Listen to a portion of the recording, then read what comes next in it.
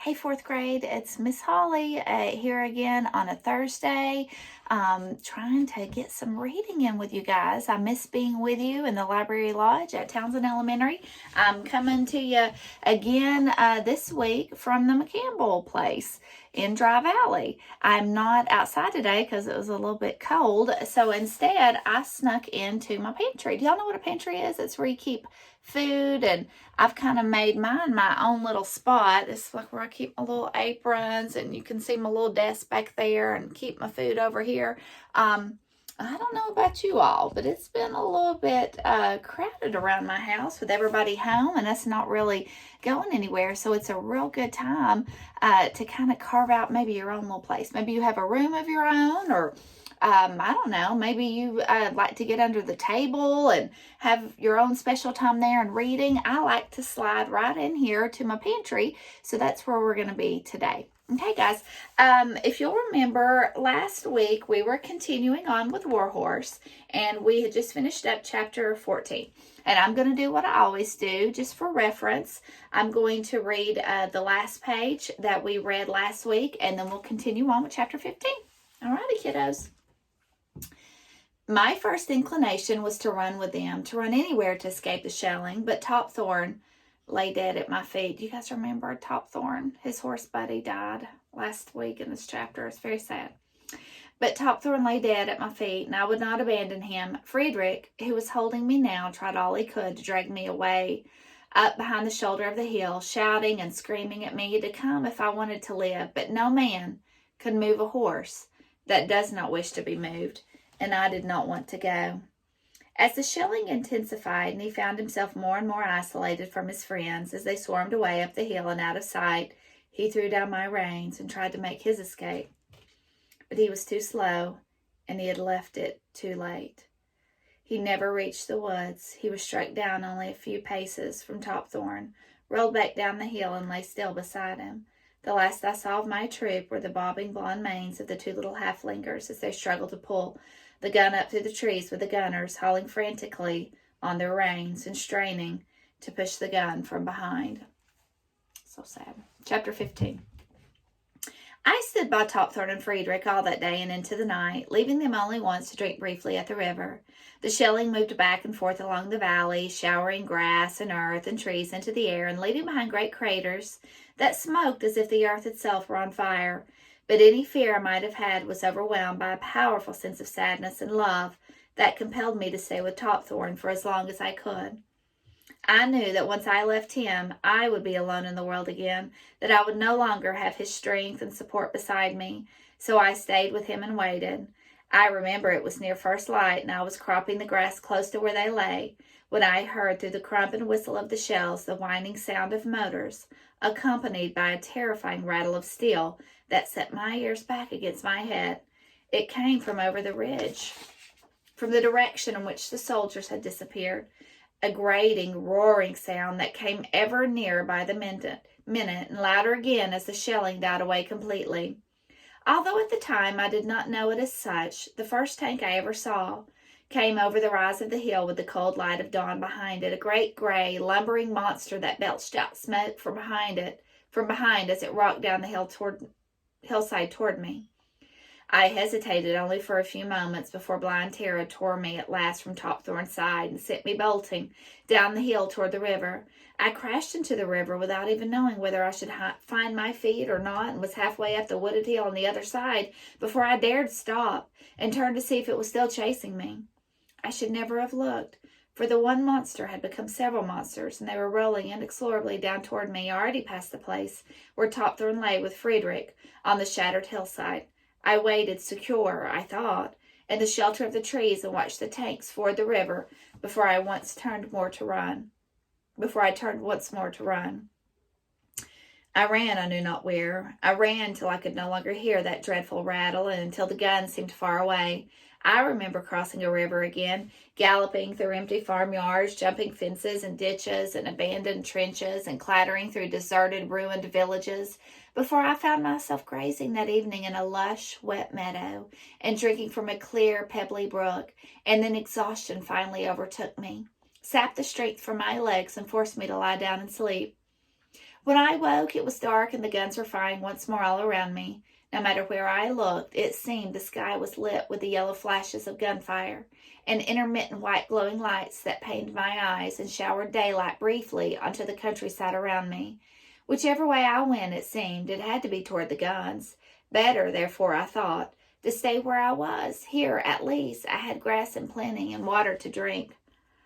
I had made up my mind to do just that when there was an explosion of white light above my head and the rattle of a machine gun split the night air, the bullets whipping into the ground beside me. I ran again and kept running into the night, stumbling frequently in the ditches and hedges until the fields lost their grass and the trees were mere stumps against the flashing skyline. Wherever I went now, there were great craters in the ground filled with murky, stagnant water. It was as I staggered out of one such crater that I lumbered into an invisible coil of barbed wire that first snagged and then trapped my foreleg. As I kicked out wildly to free myself, I felt the barbs tearing into my foreleg before I broke clear. From then on, I could manage only to limp slowly into the night, feeling my way forward. Even so, I must have walked for miles. But where to and where from I shall never know. All the while my leg pulsated with pain, and on every side of me the great guns were sounding out, and the rifle fire spat into the night, bleeding, bruised, and terrified beyond belief. I longed only to be with Topthorne again. He would know which way to go, I told myself. He would know. I stumbled on into the night, guided only by the belief that where the night was at its blackest, there alone I might find some safety from the shelling. Behind me, the thunder and lightning of the bombardment was so terrible in its intensity, turning the deep black of night into unnatural day, that I could not contemplate going back, even though I knew that it was in the direction that Topthorne lay. There was some gunfire ahead of me and on both sides of me, but I could see away in the distance of a black horizon of undisturbed night, and so moved on steadily toward it. My wounded leg was stiffening up all the time in the cold of the night, and it pained me now even to lift it. Very soon I found I could put no weight on it at all. This was to be the longest night of my life, a nightmare of agony, terror, and loneliness.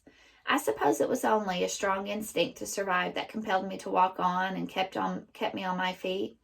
I sensed that my only chance lay in putting the noise of the battle as far behind me as possible, so I had to keep moving. From time to time, rifle fire, machine gun fire would crackle all around me, and I would stand paralyzed with fear, terrified to move in any direction until the firing stopped, and I found my muscles could move once more. To begin with, I found the mist hovering only in the depths of the craters I passed, but after some hours, I found myself increasingly surrounded in a thick, smoky, autumnal mist, through which I could see only the vague shadows and shapes of darkened light around me. Almost blinded now, I relied totally on the ever more distant roar and rumble of the bombardment, keeping it all the time behind me and moving toward the darker, more silent world ahead of me. Dawn was already brightening the gloom of the mist when I heard the sound of hushed, urgent voices ahead of me.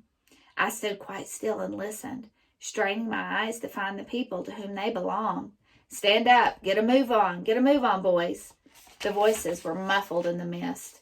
There was a sound of rushing feet and clattering rifles. "Pick it up, boy, pick it up. What do you think you're doing? Now clean that rifle off and do it quick." A long silence followed, and I moved gingerly toward the voices, both tempted and terrified at the same time. "There it is again, Sarge. I saw something. Honest, I did." "What was it then, son? The whole German army, or just one or two of them out for a morning stroll?" "Wasn't a man, Sarge. Not even a German, neither. Looked more like a horse or a cow to me." "A cow or a horse? Out there in no man's land? And how the blazes do you think it got there? Son, you've been staying up too late. Your eyes are playing tricks on you." "I heard it too, Sarge, and all. Honest, Sarge, cross my heart." "Well, I can't see nothing. Son, and that's because there's nothing there. You're all of a jitter, son, and your jittering has woke the whole battalion up a half hour early, and he's going to be a popular little boy when I tell the lieutenant all about it. Spoiled his beauty sleep, haven't you, son? You've gone and woken up all them lovely captains and majors and brigadiers and all them nice sergeants and all, just because you thought you'd seen a horse. And then in a louder voice that was intended to carry farther, but seeing as how we're all awake and there's a pea soup London smog out there, and seeing how the Germans like to come a-knocking on our little dugouts just when we can't see them a-coming, I want you boys to keep your eyes peeled back and wide open, that we'll all live to eat our breakfast if it's on this morning. There'll be a rum ration coming around in a few minutes that'll warm you up, but until then, I want every one of your eyes skinned." As he spoke, I limped away. I could feel myself shaking from head to tail in a dreadful anticipation of the next bullet or shell, and I wanted only to be alone, away from any noise whatever, whether or not it appeared to be threatening. In my weakened, frightened condition, any sense of reason had left me, and I wandered now through the mist until my good legs could drag me no farther. I stood at last, resting my bleeding leg on a soft, fresh mound of mud beside a foul-smelling, water-filled crater, and I snuffled the ground in vain for something to eat. But the earth where I stood was bare of grass, and I had neither the energy nor the will at that moment to move on another step forward. I lifted my head again to look about me in case I should discover any grass nearby, and as I did, so I felt the first sunlight filter in through the mist and touch my back, sending gentle shivers of warmth through my cold, cramped body. Within minutes, the mist began to clear away, and I saw for the first time that I stood in a wide corridor of mud, a wasted, shattered landscape between two vast, unending rolls of barbed wire that stretched away into the distance behind me and in front of me. I remembered I'd been in such a place once before, that day when I had charged across it with Topthorn beside me. This was what the soldiers called no man's land.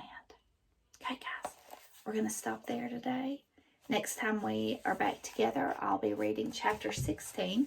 I want you guys to be continuing on reading at home. And like I said, I believe it was last week I said to you all that there's a lot of fun things that we can do while we're having to stay home like this. And lots of them involve television and movies and video games. We do those things here too.